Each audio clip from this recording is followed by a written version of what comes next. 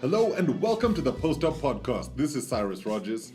Finals K in the house. Finals K, Kaunda Chama, always up with the clutch shot. You know, we love this guy because he comes up when he needs to.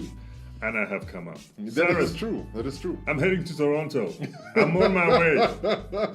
Spiritually, of course. Well, don't. Hey, No, you never I know know. you ain't going there physically. But yeah, it's the NBA Finals. It's going to be one heck of a ride. You got the Toronto Raptors taking on the Golden State Warriors. Not many would have seen this matchup as the finals matchup at the beginning of the season, but there will be those diehard fans who said that they saw this coming. If I say this, when we were drawing up our brackets leading into the playoffs, I had this as my finals matchup, Warriors versus Raptors. Cyrus, let me be frightfully honest with you. I had a Milwaukee Golden State Warriors. Yeah. Just the way you're non-believer. Just the way the Bucks finished at the top. Giannis looked like he was gonna tear the East, the new one. You know. Yeah. I mean, hey. it looked really like it was set for the Bucks to go off. And to me, from the moment that the Toronto Raptors knocked out the Sixers, because I always thought the Sixers would be a harder matchup for the Bucks. Yeah. But what do you know? Oh, I think this is also one of the things where you realize you have to play the team in front of you, right? Yep. And the Raptors have just gotten better and better and better as the season has progressed. You know, we've got an article on the postupzone.com. Make sure you're going to postupzone.com. Yes, sir. That I wrote actually about the Raptors and their journey towards the NBA Finals. And one of the things that's been really intriguing in this whole run into where they've actually gotten is the idea that they've been able to change when they've needed to. The Raptors lost game one of the Eastern Conference first round against the Orlando Magic. And everyone was like, oh goodness, is this the Toronto curse all over again? All this promise and nothing to show for it.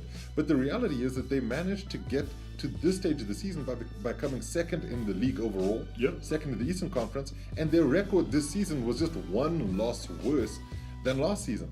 So they have been spectacular.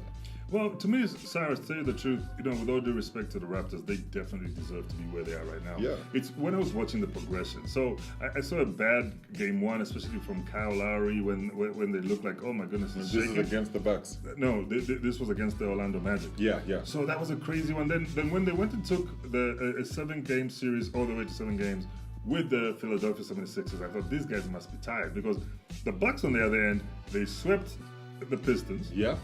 They almost swept the Celtics. Work of the Celtics. And then I was like, Lord, now these guys in Toronto must be tired. These legs must be, there's a lot of basketball being played. So I'm sure this is going to be an easy win for the Bucks. Oh, not so much an easy win. I thought maybe they would win it in 6. Yeah. Well, I'm standing here eating the biggest slice of humble pie. Like, if you could see through this podcast. Humble pie galore. Ooh. Like you went to the pie factory, got the biggest one. Cyrus. But I think this is also what's been incredible about the run. Because, you know, and I don't even know if we'll be able to stop praising Masai Ujiri for what he's done. Because we spoke to him when he was here pretty much at the beginning of the season, or rather at the beginning of the postseason when he was there for the Africa game. And then as the season had gone on, he wanted to talk less and less about his decisions about firing Dwayne Casey, about sending DeMar DeRozan to San Antonio in exchange for Kawhi Leonard. He just wanted his team to play. He wanted them to be better than they were the previous season, and they were pretty darn good last season. Absolutely. But, you know, this is also where some people are able to see something that you don't see as a fan or as an analyst, and that's killer instinct. Knowing that somebody just doesn't have that next level, you know, and I think this is what Masai Ujiri was just brilliant at, was saying, this team is good, they're not great, how do we make them great? Great, yeah. And you know, it's one of those well-informed business decisions. Yeah.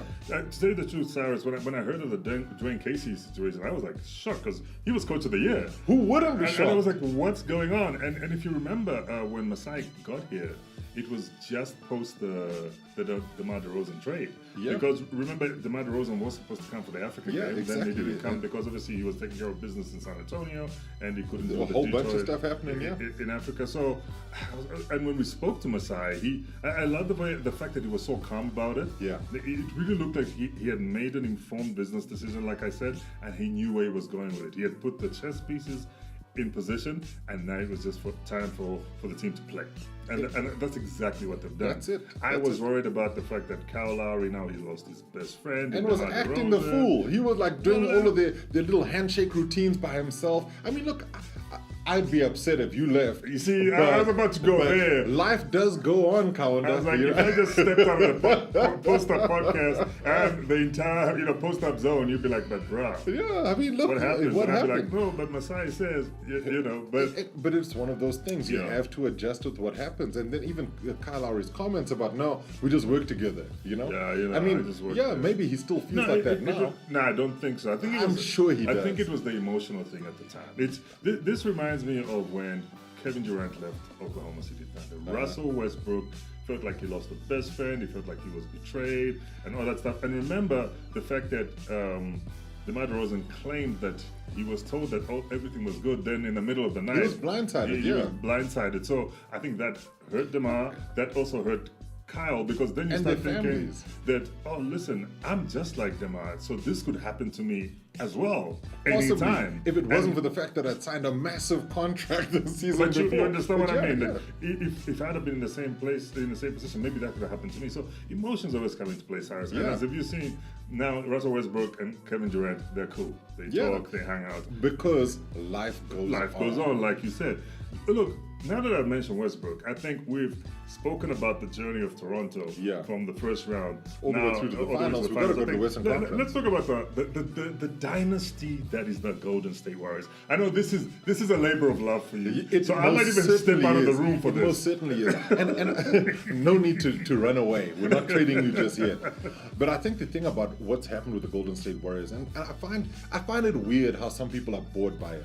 I too am not necessarily a fan of dynasties, about one team dominating and them just running rampant in the space. But I think what the NBA does is that it also allows people to dream that things like beating them in the finals are possible. I'm not necessarily saying that the Raptors are going to beat the Warriors here, but when you look at the way the Warriors have played, they played the LA Clippers in the first round, and I wasn't surprised that it ended up being 4-2. That they gave them a couple of games, because the Warriors are that kind of team. They give you opportunities. Then they play the Houston Rockets. I actually think they don't, Cyrus. I think you take those opportunities. Well, because if you call up Damian Lillard right now, he was given nothing. He was given loads of opportunities. No. They didn't take the opportunities that were given to them. And this is the difference, because the Clippers were able to maximize and make those things wins. There were times in the series against the Portland Trailblazers where they were up by double digits and couldn't maintain. And this is the thing, is that they couldn't maintain. Now you look at the Warriors series against the Rockets, and that's the one everybody was looking at. Western Conference semifinal. The demons of last season. Chris Paul's back. He's not injured. You've got no excuses this time. Last season. You just can't let go of Game of Thrones. I'm just saying there were no demons in Game of Thrones. But I'm just saying. It sounds very Game of Thrones. The demons of last season. But this is what people were, regardless of what the Warriors did last season, considering that they swept the Cavs in the finals, it was the Western Conference Finals that everybody's been talking about for a whole season, a whole year. If Chris Paul doesn't get injured, it's a totally different thing. Then they go out and what have you. This Western Conference semifinal with the Rockets and the Warriors was supposed to lay a lot of stuff to bed. It did, Cyrus. One thing it did, I'm going to jump into your analysis, but you can continue with it. The biggest thing it showed me is that Chris Paul is getting on in his age. And he's not the Chris Paul that we remember from the early days in Charlotte and from the early days at the Clippers. He is not as nimble and as quick and as fast and as sharp as he used to be. I mean, everybody grows old. I mean, if you'd have played me on a court 20 years ago, I'd have been a different That is very true. You would have been dunking. Yeah, I would have still been dunking. And I think as fans of the game, right, we were very hopeful, and the whole thing of Chris Paul getting injured and then losing in the 7th game, we thought, okay, maybe, there was always that maybe, had Chris Paul not been injured, maybe he would have helped them push all the way, and the Golden State Warriors would have been shaken up. But look at it, they're called Warriors for a reason. I will put that there. Yeah, they won the battle. That's the thing. And I think what was great about this particular series was yes, it answered all of those questions. You can never, it's not an exact rematch. No. The Rockets as a team are completely different. The Warriors have changed as well. But it was a question of, can these competitors do what they need to do? And I think the other thing about this particular matchup was Kevin Durant got injured and the Rockets couldn't make the most of it. And that was the crowning glory as such on this entire debate, was if they couldn't do it when KD wasn't there, there's no questions whatsoever about whether or not they should have done it the previous season. What happened. And so you get the Warriors facing the Portland Trail Blazers in the Western Conference Final, and they absolutely smashed them. A sweep, 4-0. This is a Warriors team that is so dedicated to trying to get that win, to trying to get to the next level, that they did it without Kevin Durant. And they should prove to the world why they are the reigning back-to-back champions. And they're looking for the three-peat. Which worries me about other teams, because here, if you look at the maths, right, by the time the Golden State Warriors met the Portland Trail Blazers, they had played 12 basketball games. Yeah. Whereas the Portland Trail Blazers had played how many? Too many. Too many. This is like 20, 25 games. No, they had played 5 against the OKC and 7 against the Nuggets. So I guess it was 12 games apiece, right? Yeah, So 12 games apiece. but one of them goes to game 7. There's a double or quadruple overtime in one of them. You know, like the amount of basketball they played was a little bit more than what the Warriors played. But it was 12 games for 12 games. But no matter how long no that two game games goes. are equal. Hey. And if you've got a quadruple overtime somewhere in that Somewhere mix, in there, you almost played an entire I game suppose more. we can give them that excuse, but that excuse does not allow you to lose all 4 games. Yeah, exactly. I mean, I know you're playing a determined Warriors, but when in game, look, you're trying to find some sort of excuse, and there really no, isn't. I'm not. I'm just trying to say, I'm amazed that they got this far if they got swept like that. But isn't this But how the same thing can be said for the Cavaliers the last season. Exactly. So let's just give the Portland Trail Blazers the props. You've got to they give them deserve. their props. They They were did what swept they early last season, and Yeah. this season they pushed all the way to the end, but it was just not enough to take out a determined Golden State Warriors. No, it wasn't. It wasn't even close to being enough. And I think this is also where you realize what the gap is between the Warriors and a lot of other teams. That the Warriors have another level they can get to. Sometimes you wonder if these other teams just hit that ceiling and then they cannot actually catch up with how far the Warriors have moved ahead. But let's look at the NBA Finals themselves.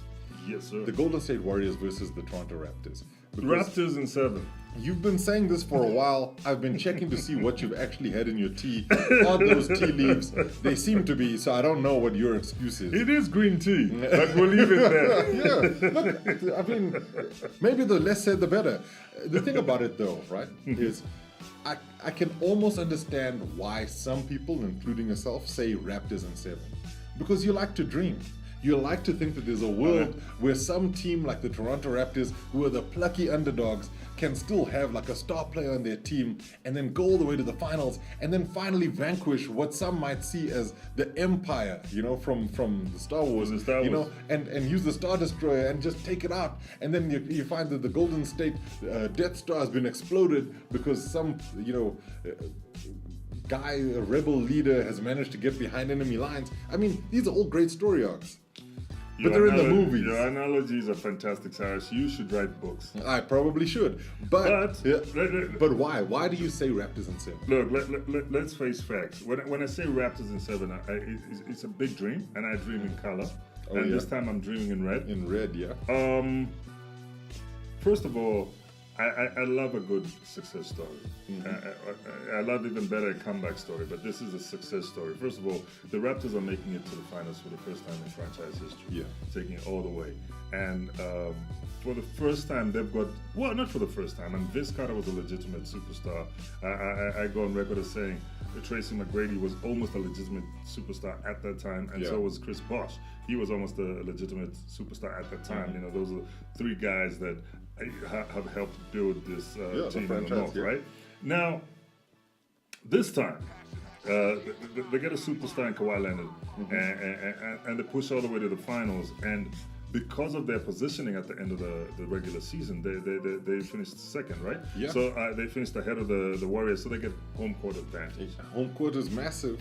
Home court is massive. Well, not if you ask the Portland Trailblazers, but moving along. They didn't have home court, but they did nothing on their home court. That's all I'm trying to say. It is still a thing. You understand what I'm saying? But first of all, let's make it a thing for a minute. First of all, there's still energy inside that arena. Yeah. Leftover energy from the Eastern Conference Finals. They have home court advantage. Their fans are there. Drake is there. Drake will be back. Okay.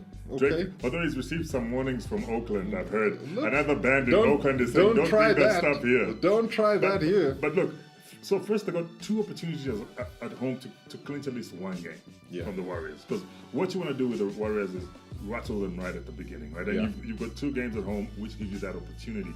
And I think they're on enough of a high. Jurassic Park will be packed. Yeah. The arena, the Scotiabank Arena will be packed. Cyrus, and they've got a superstar in Kawhi Leonard. And the only 2 advantages playing in that thing. Okay, maybe 1. Because DeMarcus Cousins hasn't really played that much, so they can be without DeMarcus Cousins. They've made compensations for where he would have been, and they're okay.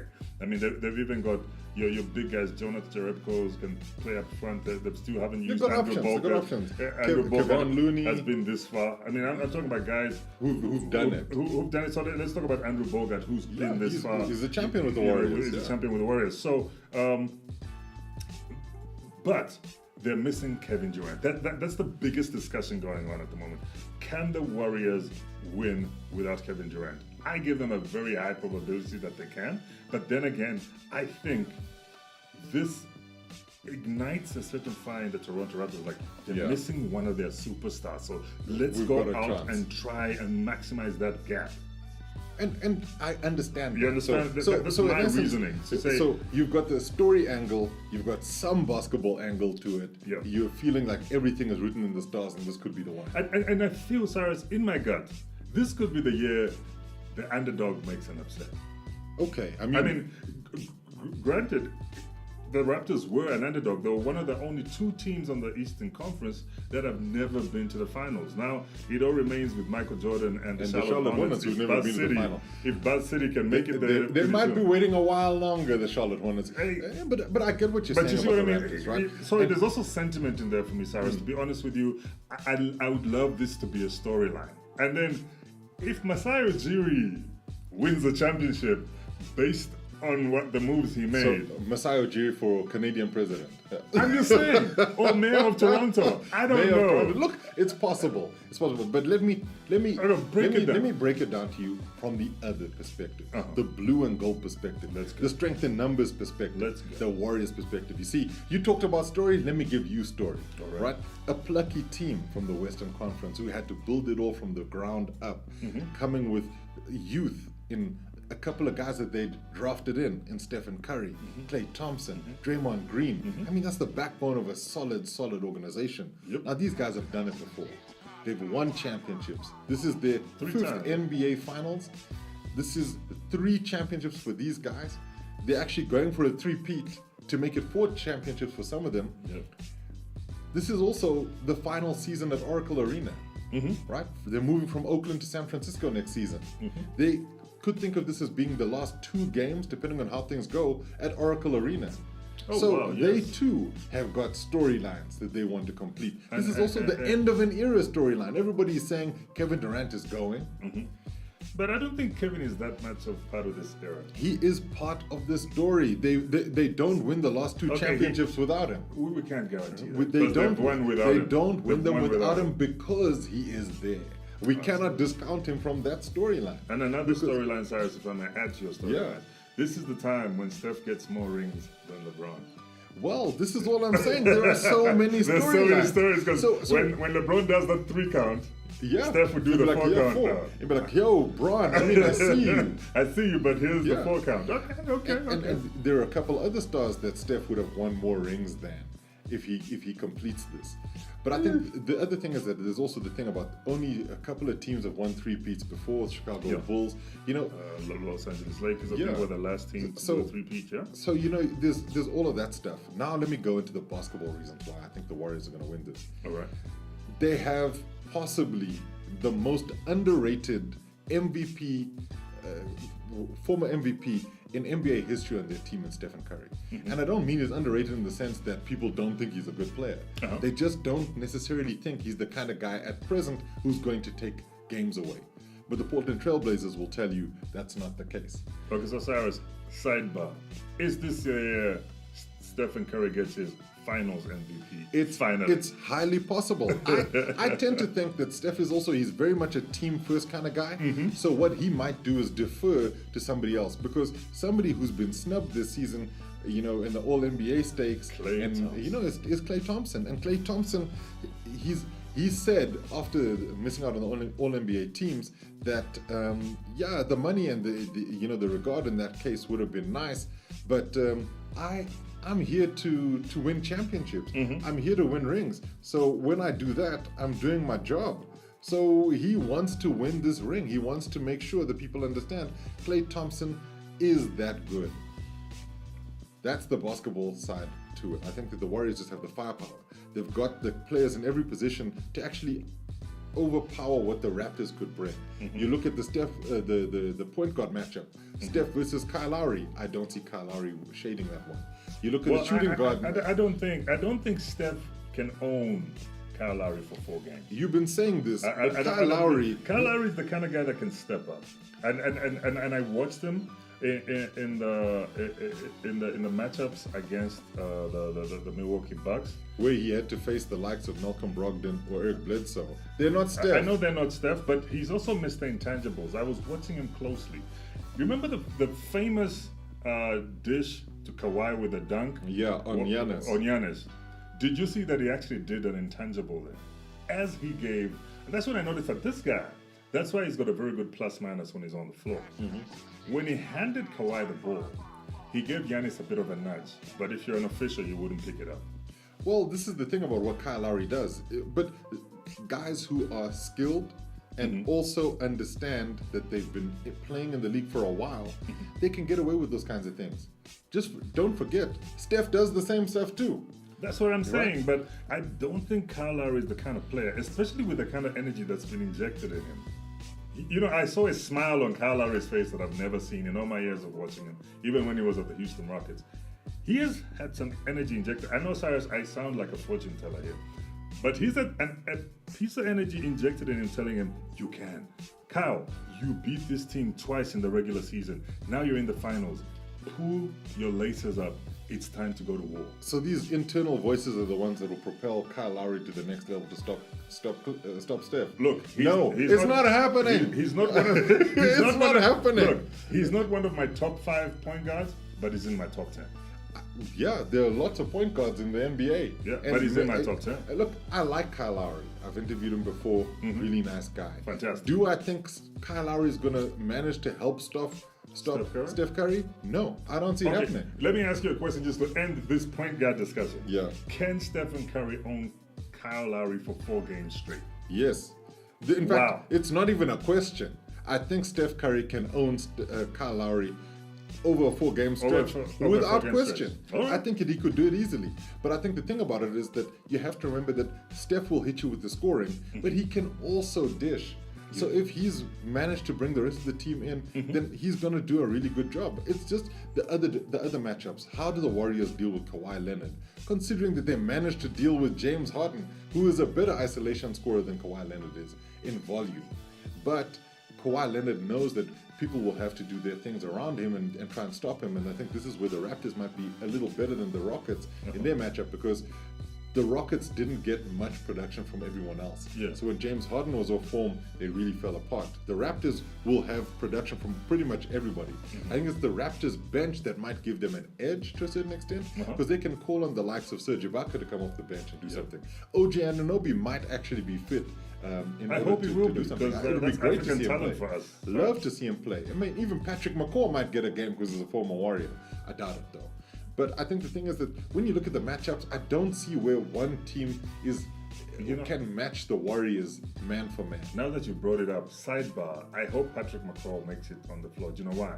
Why? That means he's played in the finals ever since he started his career. Well, he's actually talked about it because he says he's made the finals in every year of his season. career. You know, he even left the Warriors, went to Toronto, and look, and boom, he's maybe in the he's the finals. X factor. That might be but it. moving right along. Yeah, let's talk about the shooting guard position. Look, I mean, shooting guard is Danny Green versus Klay Thompson. And I like Danny Green. He's a former champion as well. But Klay Thompson just seems to have the edge on a lot of people in this shooting guard position. And I think that's going to be a Klay Thompson win for me. I don't know how you feel about that. Look, I like Danny Green, but like the hot and cold situation with Danny is just too prevalent. And it's happening at the wrong time. But I think he just has to step up, side. He's played under Pop. He's won championships with the San Antonio Spurs. This is time where you say, okay, he brings that championship pedigree to the Raptors, right? Yeah. And for me, it's time for him to step up. There are no excuses. No, for anybody, there's no excuses. And even if you look at size-wise, Danny Green and Klay Thompson might be a little bit bigger, but they're all like hard-tested big guys.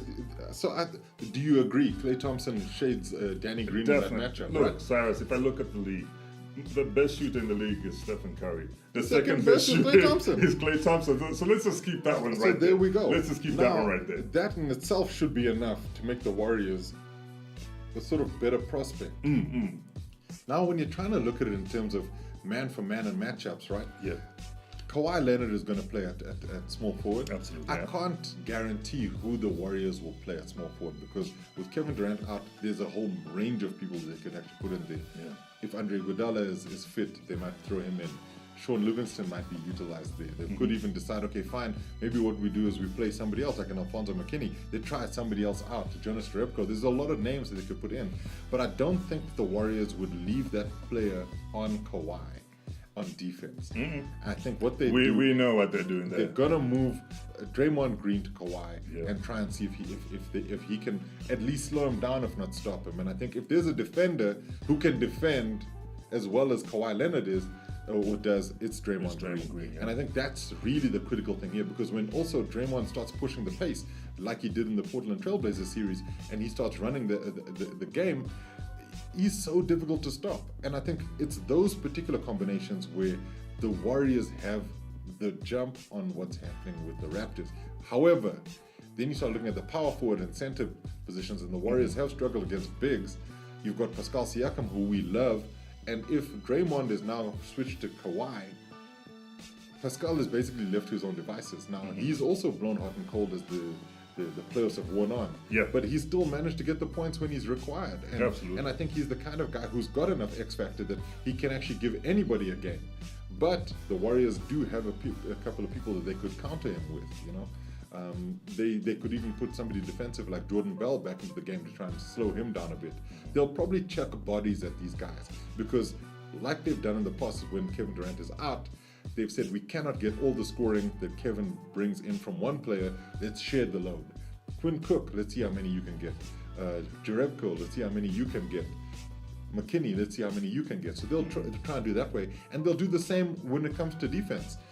People with fouls, they'll just put people on and be like, look, guard him as hard as you can, and if you foul out, that's it. Fine. We've got another body who will also be on there doing what they can do. You see, Cyrus, for me, the fact that they're going to make sure the backcourt is taken care of, and I think they're going to, the three guard, they're definitely going to throw Draymond Green at Kawhi. That's where I think if the Raptors are to take this, a lot of production is going to need to come via Pascal Siakam, Serge Ibaka, and one Marc Gasol. And that's it. I was going to say about the center. Marc Gasol versus whoever the Warriors pick, because they can go Kevin big, Looney, and they could even put Andrew Bogut in there, you know, to match the size and really just sort of try and wear Gasol down. Because Kevon Looney has shown that he's got the chops to really play hard, that he can really go at guys who are a lot bigger than him. And in some cases, people are seen as being tougher than him, but he still managed to outball them. Have you seen the shoulders on that guy? That guy could pick up a whole oxen. You know, there's a whole ox. I think he might carry a bison up north. Unbelievable. I'm taking this bison up north on my shoulders. The boy is tough. And he's 6'9", if you can believe that. Oh my, wow.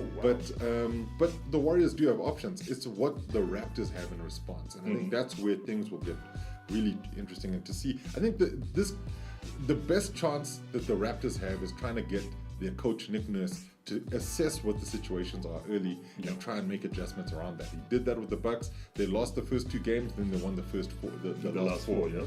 It could happen the same way, but having home court, playing in Toronto up front in the first 2 games gives them a bit of an advantage because the Warriors haven't had to be in this situation in the championship winning years, even in the championship losing year. Absolutely. They're always at home court. So it's a question of how they manage traveling first and then playing at home afterwards. And I think that they're the kind of team that could easily adjust to it.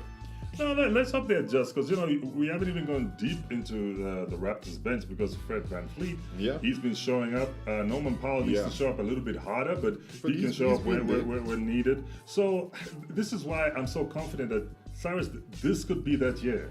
And as much as I know you're a Warriors fan, and I might have to buy you some sushi and green tea when all of they these lose. things that I need when they win. No, when they lose, or if they lose, I might have to buy you all that stuff. But I would really love it to go that way, and that's why I'm hoping it goes that way, because it'll be a whole different trophy presentation. A whole country. Canada, I was about to say, and Canada will once prove that yes, we are the North, and we are the only foreign team in the NBA, but we've got the chops to take glory of Brian home. And it would be great for Masai. We'll have 3 African players with chips all in a summer's day. Yep. Cyrus, counting Patrick Matomba, who's one of their assistant coaches. He will have a chip. Cyrus, there's a lot to like and about Masai the Raptors. might give us the exclusive. That's it. We've got to go for the big personal benefit here. That's a big wish. Now I'm all for the Raptors. Look, I think the thing about this though is that we want to have a great NBA Finals. Oh, definitely. I don't want this to be a sweep. I want the Warriors to really play as well as they can, and for the Raptors to do their best and to see what happens from there, because we want it to be exciting. The other thing that we haven't spoken about is DeMarcus Cousins is questionable, which means he's close to playing in this game. He could be a deciding factor. And Kevin Durant hasn't been ruled out of the entire series, just game 1 for now. So he could also be a deciding factor. And if KD's there and the Warriors are back to full strength, I do not see where the Raptors turn to. They're going to have to call up on every single reserve of strength from guys from Jurassic Park. Nev Bhatia might even have to. Drake might suit up. They'll need absolutely everybody to get behind these guys. But I do think there's nothing quite like the NBA Finals, and we are definitely ready for what's gonna come in the next couple of days. Cyrus, to be honest, I'm back in Toronto. Raptors in 7th, but I know this is going to be fireworks. I personally believe this is going to be a bigger battle than what the Cavaliers brought to the table last season. I think the Raptors are ready. I think that they've been tested enough times. The Magic was a bit of a walkover. The 76ers was a great battle. 76ers and Bucks were good lessons to get to this lesson point as well. But this is a different animal. The Golden State Warriors will run you to the ground. But I'm sure Nick Nurse knows that's a fact. He knows that if you're guarding Steph, you are going to run a marathon every single game. And I think that he'll run defensive sets to try and counter what the Warriors can bring. The thing about the Golden State Warriors is everybody's watching film on them and trying to find out a way to beat them, and they've all failed. So maybe this is the time. Maybe. For your sake, I'm going to say go for it, Kaunda. I hope that you're right. For my sake, I'm going to be like, see you at the victory parade in Oakland.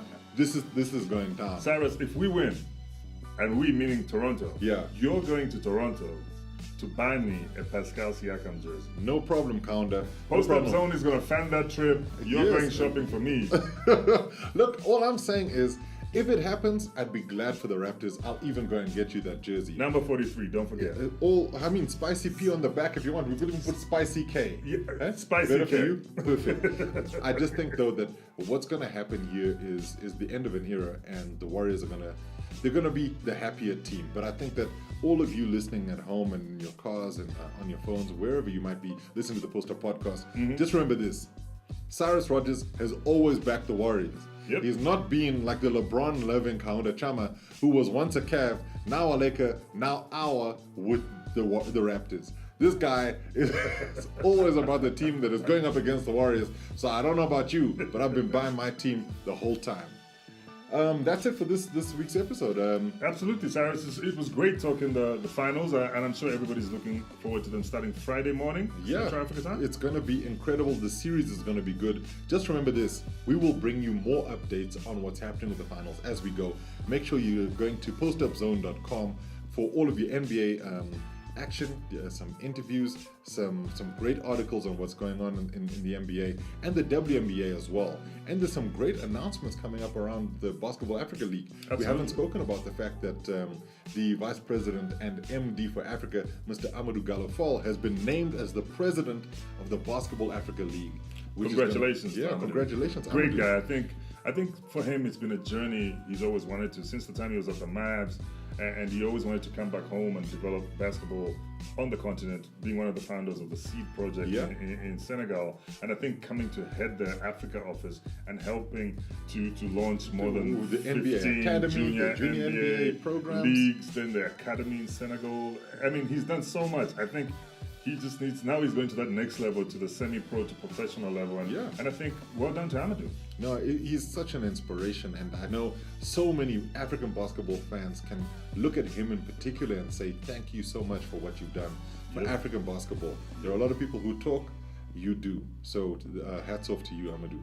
And make sure you guys keep listening to the Post Up Podcast and visit postupzone.com. And Cyrus, let's not forget, we've got a new show on YouTube. It's called NBA Africa Top 3. Yeah, NBA Africa Top 3. We're everywhere. It's happening. NBA Africa Top 3 is one you definitely want to watch. We talk about the top 3 African players in the NBA, and also top 3 incidents, top 3 players. We do top 3s. It's going to be real. We might even do top 3 African WNBA players. Yeah, which is definitely something we need to do. Okay, look out for that. Thanks for listening. Bye-bye.